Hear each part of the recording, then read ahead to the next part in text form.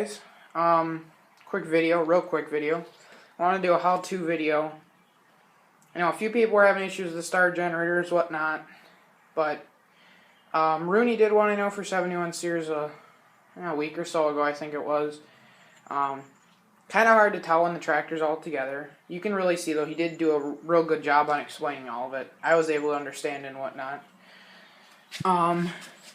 But this is kind of the taken down version. This is the basic version of how it's going to be. Obviously, your starter generator will be mounted on the side of your engine. First, you have this pole here, which obviously your pulley's on that side. This pole right here is labeled F, which is the one closest to the dash. The one closest to the engine over here is labeled A. So, pole F, there's a light green wire that Sears had used, and that will go, any wire works, I guess you could say, if you're doing new wire or whatever.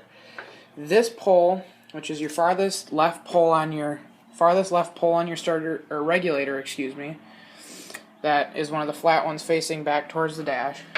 The green goes on there, and then the green, I don't have nuts, so I'm not going to just put them on because the starter generator's got to come back off anyway.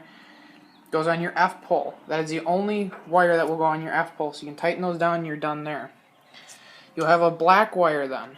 This black wire that hooks up to the regulator, not that one. This black wire right here, this one right here, there's a bottom pole, like those poles right there.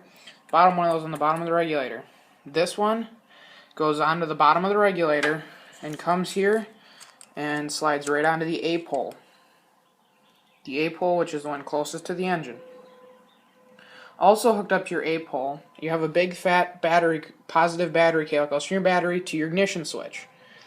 And from your ignition switch, it should be on the pole labeled S, if I remember correctly, on your ignition switch. Either way, there's a big fat red cable that goes from the battery to ignition switch, and then from S on your ignition switch, there's another big fat red one that goes from the ignition switch and comes to your A pole. You put that on there and you can tighten that down. Your last cable you will need, which also, it's more or less to hook up your regulator grounded, but I'll show it.